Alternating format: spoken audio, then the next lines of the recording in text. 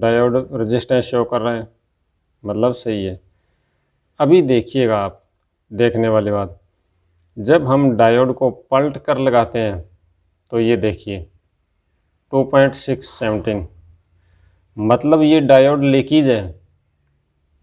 और इस डायोड की लीकेज है यो इस आपने मल्टीमीटर ने हमारे ने नहीं बताया हमें, और ये डायोड असल में ख़राब है।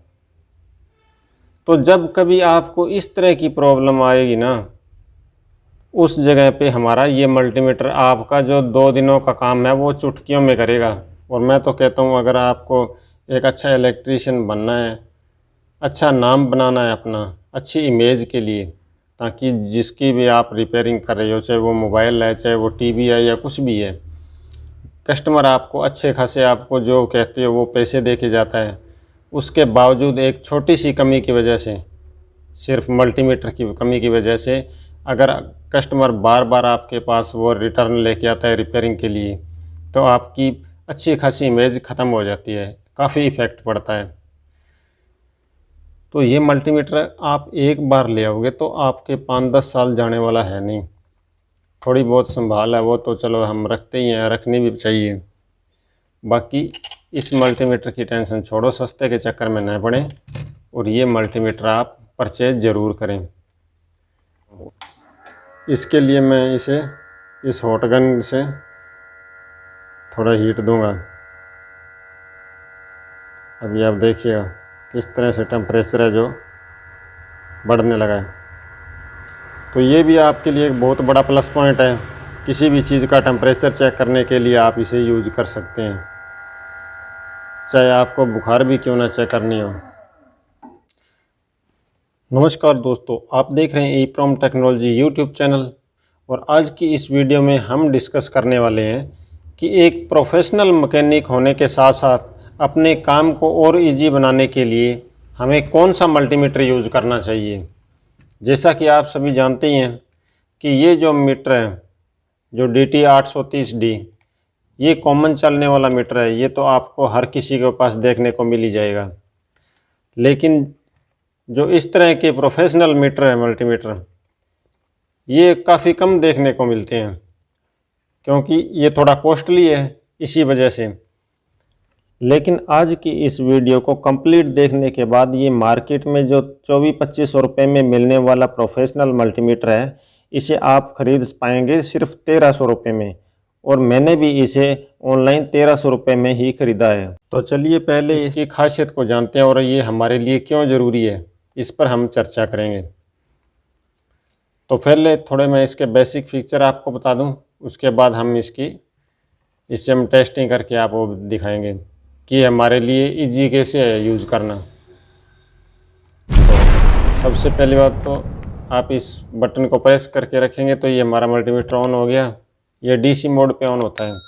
अभी आप यहाँ पे 0 वोल्टेज से लेके और 750 वोल्टेज तक कहीं भी कितनी भी वोल्टेज को मेजर कर सकते हो। आपको कुछ अलग से चेंजिंग करने की ज़रूरत नहीं है, जैसा कि आपको इस मीटर में देखने को नहीं मिलता। अगर इसमें आप कोई भी वोल्टेज मेजर करोगे तो आपको अलग अलग, जैसे 20 वोल्टेज तक यहाँ पे, 200 तक यहाँ पे, और उसके बाद 1000 वोल्टेज तक यहाँ पे आप चेक कर सकते हो। तो इस तरह से इसमें आपको कोई चेंजिंग करने की ज़रूरत नहीं है। सबसे जो बड़ी इसकी खासियत है एक, वो ये भी है कि जिस तरह से इसमें रोटरी स्विच लगा होता है, ये आपको पता ही होगा कि ज़्यादा से ज़्यादा साल 6 महीने तो अलबत्त चलता ही नहीं है। ये इतने में ये फेल हो जाता है। क्यों? सस्ता मल्टीमीटर है। ऑफलाइन मार्केट में ये लगभग 120 रुपये से लेके और आपको 150-200 रुपये तक मिल जाता है अलग अलग वेरिएंट में, लेकिन ये थोड़ा कॉस्टली है। और इसकी बेहतरीन परफॉर्मेंस के सामने इसकी कीमत कुछ भी नहीं है। और ये सब दिखाने के लिए मैंने यहाँ पे रखे हैं कुछ कंपोनेंट्स, जिनकी टेस्टिंग से आपको भली भांति अंदाज़ा आ जाएगा कि ये मल्टीमीटर ख़रीदना हमारे लिए कितना इम्पोर्टेंट है। तो फ्रेंड्स, सबसे पहले हम बात करते हैं यह DTH की पावर सप्लाई। और ये ज़्यादातर रिपेयरिंग करने की इसकी ज़रूरत पड़ती रहती है, तो हम इसी से शुरू करते हैं। इस SMPS के साथ ये रेजिस्टेंस लगी हुई है 2.2 मेगा ओम की। जब भी आपकी यहाँ से जो ये IC ख़राब होती है या कई बार ओवर वोल्टेज की वजह से इसमें फॉल्ट आता है, तो ये 60% चांस बन जाते हैं इस रजिस्टेंस के ख़राब होने के।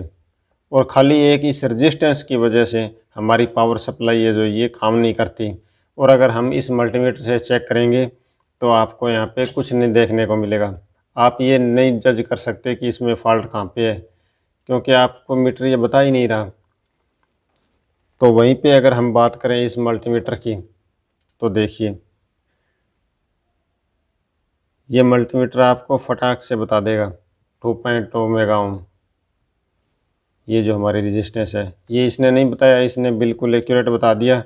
तो हमारे ये जो घंटों का काम है वो हमारा चुटकियों में हो जाता है, इतना इजी हो गया। तो इसे मैं साइड में रखता हूँ। अभी हम बात करते हैं, ये दो मैंने जिनर डायोड लिए हुए हैं, तो इन जिनर डायोड को आपको मैं चेक करके दिखाता हूँ। हालांकि जिनर डायोड करना इस मल्टीमीटर के लिए कोई बड़ी बात नहीं है, लेकिन फिर भी जो प्रॉब्लम रहती है, कई बार ऐसी सिचुएशन क्रिएट हो जाती है कि हम फॉल्ट कहीं ढूंढते रह जाते हैं और हम फॉल्ट को जल्दी पकड़ नहीं पाते, क्योंकि ये हमारा मल्टीमीटर है जो एक्यूरेट हमें बता ही नहीं पाता। तो अभी मैंने डायोड का एनोड सिरा हमने नेगेटिव पे रख दिया और ये हमने पॉजिटिव प्रोब को इधर लगाया, तो हमारा ये डायोड मोड में शो कर रहा है 566। ये डायोड की रेजिस्टेंस वैल्यू शो कर रहा है, ठीक है। और जैसा कि आप सभी जानती हैं कि जब हम डायोड को पलट के लगाते हैं तो यहाँ पे कोई भी वैल्यू शो नहीं करनी चाहिए। अगर यहाँ पे वैल्यू शो करेगा तो वो हमारा डायोड ख़राब होगा। तो ये हमने चेक कर लिया, ये हमारा मल्टीमीटर इसे सही बता रहा है, हमें इसने साइड में रख देते हैं। ये मैंने दूसरा डायोड लिया, ये भी डायोड वैल्यू शो कर रहा है 736, मतलब इस साइड से हमारा डायोड ओके है। और दूसरी साइड से चेक करेंगे तो भी ये हमारा डायोड बिल्कुल सही शो कर रहा है, यानी कि ये मल्टीमीटर हमारा इन दोनों डायोड को सही बता रहा है। तो अभी हम इस मल्टीमीटर से चेक करने वाले हैं डायोड को। वैसे तो आप यहीं पे चेक कर सकते हो, लेकिन आपकी सुविधा के लिए मैं इसे डायोड मोड पे कर देता हूँ। अभी आप देखिएगा, इसने डायोड वैल्यू शो कर दी 0.618। अभी हम इसको पलट के लगाते हैं। इसको पलटने पे जैसे वो मल्टीमीटर हमारा एक साइड से कोई वैल्यू शो नहीं कर रहा था, उसी तरह से ये भी हमारा मल्टीमीटर है जो कोई वैल्यू शो नहीं कर रहा, यानी कि ये डायोड सही है। इसने भी सही बताया और इसने भी सही। अभी हम ये डायोड ले लेते हैं। तो इसका एनोड हमने नेगेटिव प्रो पे रखा और पॉजिटिव को यहाँ पे। देखिए डायोड रेजिस्टेंस शो कर रहा है, मतलब सही है। अभी देखिएगा आप, देखने वाली बात, जब हम डायोड को पलट कर लगाते हैं तो ये देखिए 2.617, मतलब ये डायोड लीकेज है। और इस डायोड की लीकेज है यो इस आपने मल्टीमीटर ने हमारे ने नहीं बताया हमें, और ये डायोड असल में ख़राब है। तो जब कभी आपको इस तरह की प्रॉब्लम आएगी ना, उस जगह पे हमारा ये मल्टीमीटर आपका जो 2 दिनों का काम है वो चुटकियों में करेगा, क्योंकि फॉल्ट होगा कहीं पे, इस मल्टीमीटर से आपको पता नहीं चलेगा। तो आप सोचोगे हमारा डायोड सही है, लेकिन ये डायोड लीकेज है। देखिए अभी हम ले लेते हैं ये कैपेसिटर। इन दोनों को किसी भी कैपेसिटर को हमारा ये मल्टीमीटर चेक नहीं कर सकता। तो हमारा फॉल्ट कैपेसिटर में है या नहीं है ये हम इस मल्टीमीटर से चेक नहीं कर पाएंगे, और आईडीए से काम करेंगे तो हमें बहुत ज़्यादा टाइम लगता है और हमारा सर्किट भी प्रॉपर काम नहीं कर सकता। जैसा कि आप ये कैपेसिटर देख रहे हो 682G, ये कलर टीवी की ईएसटी सेक्शन में लगा होता है। और अगर ये लीकेज हो जाए या फिर इसमें कुछ खराबी आ जाए तो ये बार बार बीयू यानी ट्रांजिस्टर को उड़ाता रहता है, और 1-2 बार में भी हमारा अच्छा खासा पैसे का नुकसान हो जाता है, आप सभी जानते हो। ऐसी सिचुएशन में ये मल्टीमीटर हमारा वक्त और पैसे दोनों ही बचाता है। 153, यानी कि ये जो कैपेसिटर है हमारा ये वीक हो चुका है। इसकी वैल्यू हमें शो करनी थी 682, लेकिन ये हमें बता कितना रहा है सिर्फ 157। तो हमारी कितनी बड़ी समस्या है जो वो चुटकियों में सॉल्व हो गई। अभी मैं आपको सेम इसी वैल्यू का ये कैपेसिटर मैंने ले लिया, शायद आप मोबाइल में नहीं देख पा रहे होंगे। ये भी 682J का ही कैपेसिटर है। तो ये मैं इस मल्टीमीटर से आपको चेक करवा के दिखाता हूँ। ये देखिए फ्रेंड, 676, मतलब 682 की जगह ये 676 दिखा रहा है। इसकी रेजिस्टेंस है जो, मतलब ये बिल्कुल ओके है। तो अभी मैं इसको भी रख देता हूँ साइड में। एक ये कैपेसिटर दिखा देता हूँ, ये 222J का है। ये देखिए 222 बिल्कुल ओके है। अभी बात कर लेते हैं हम इस कैपेसिटर की। इसमें वही बात आ जाती है कि हमारा ये मल्टीमीटर है जो वो इसे चेक नहीं कर पाएगा। और ज़्यादातर मैकेनिक कोई भी है, चाहे मैं भी क्यों ना हूँ, हम यहाँ से जज करते हैं। या तो कैपेसिटर जब ख़राब होता है यहाँ से फूल जाता है और फूल के यहाँ से थोड़ा बाहर को निकल जाता है, उभरा हुआ दिख के हमें पता लग जाता है कि ये कैपेसिटर ख़राब है। या फिर हम यहाँ पे कुछ कार्बन आ जाता है अंदर से बाहर, इसमें जो कोई लिक्विड होता है थोड़ा बहुत भरा हुआ वो बाहर निकल जाता है। यहाँ से कार्बन आने पे हमें पता लग जाता है कि ये कैपेसिटर हमारा ख़राब है। लेकिन ये जो आप कैपेसिटर देख रहे हो इसमें आप देखो ऊपर से बिल्कुल सही है, नीचे से बिल्कुल सही है। तो आप कैसे पता करोगे कि ये हमारा कैपेसिटर सही है या नहीं है? क्योंकि आप तो ऊपर से देखोगे, आपके दिमाग में ही नहीं आएगी कि हमें ये भी चेक करके देख लेना चाहिए। इस कंडीशन में आपको ये हमारा जो मल्टीमीटर है वो आपकी पूरी हेल्प करेगा। तो हम यहाँ पे नेगेटिव पे इसकी मैं नेगेटिव प्रोब लगा देता हूँ और पॉजिटिव पे पॉजिटिव। देखिए